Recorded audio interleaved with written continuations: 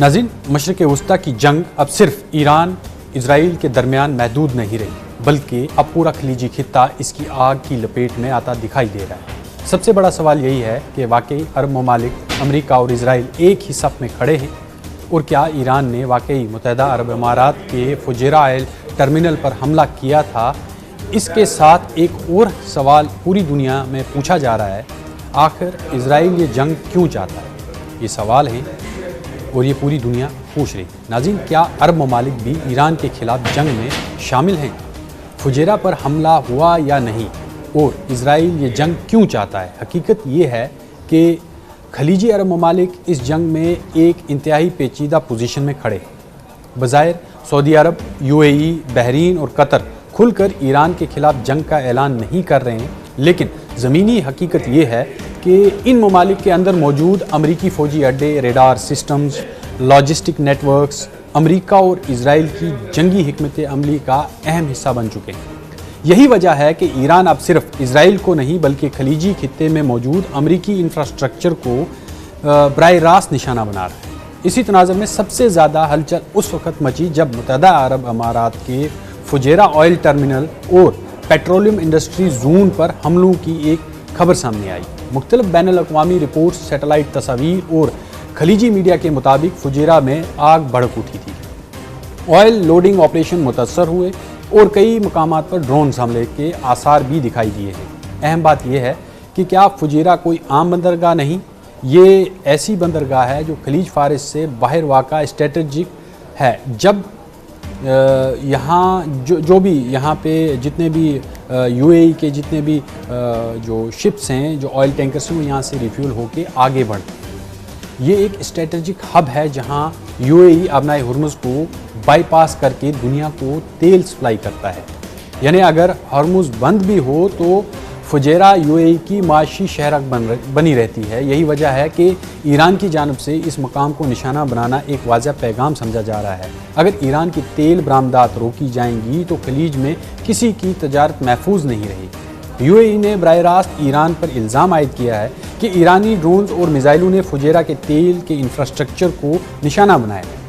یہی ایک رپورٹ ہے، رپورٹس میں یہ بھی سامنے آیا ہے کہ ایرانی حملوں کے بعد وہاں آگ لگی اور بعض آئل لوڈنگ سرگرمیاں وقتی طور پر معطل ہو گئیں، یعنی روک دی گئیں۔ یعنی ایران روایتی انداز میں براہ راست مکمل ذمہ داری قبول کرنے سے گریز کر رہا ہے اور اس پوری صورتحال کو امریکی اور اسرائیلی جارحیت کا رد عمل قرار دے رہا ہے۔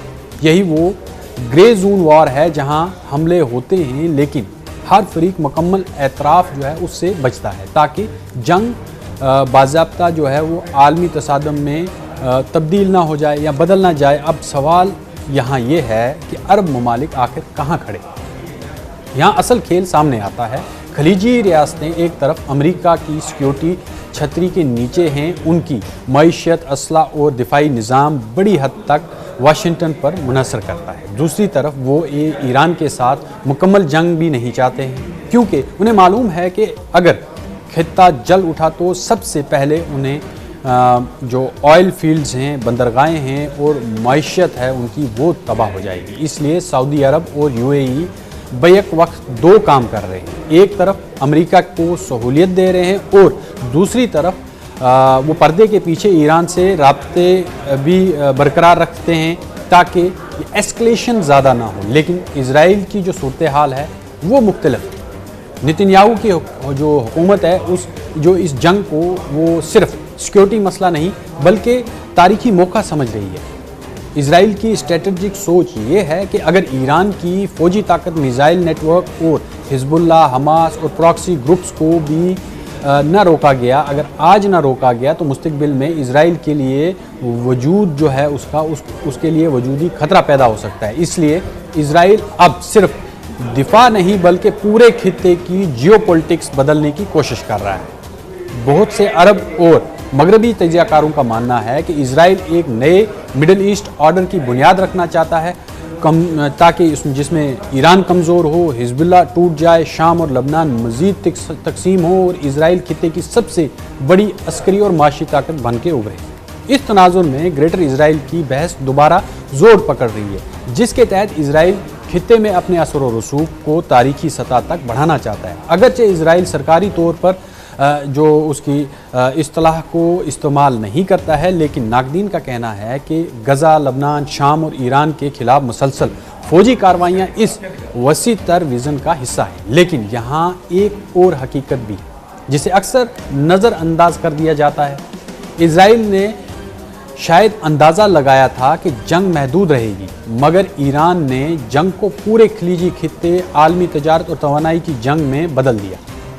ابنائے ہرمز میں بحران، فجیرہ پر حملے، ٹینکروں پر ڈرون حملے اور عالمی آئل مارکیٹ میں ہلچل نے یہ ثابت کیا ہے کہ تہران صرف میزائل نہیں بلکہ اکانومک وارفیئر بھی لڑ رہا ہے۔ اور یہی وہ تمام جو بیسک پوائنٹس ہیں جہاں امریکہ اور عرب ممالک خوفزدہ دکھائی دیتے ہیں، کیونکہ اگر جنگ مزید پھیلتی ہے تو دبئی اور ابوظہبی کی معیشت متاثر ہوگی، سعودی آئل فیلڈز خطرے میں آئیں گے، عالمی تیل سپلائی کریش کر سکتی ہے اور پوری دنیا کساد بازاری کی طرف جا سکتی ہے۔ میرا ماننا ہے کہ اسرائیل یہ جنگ اس لیے چاہتا ہے کیونکہ وہ سمجھتا ہے کہ ایران کو کمزور کرنے کا یہ ایک سنہری موقع ہے، لیکن ایران اس جنگ کو اسرائیل کے لیے ایک طویل دلدل بنانا چاہتا ہے۔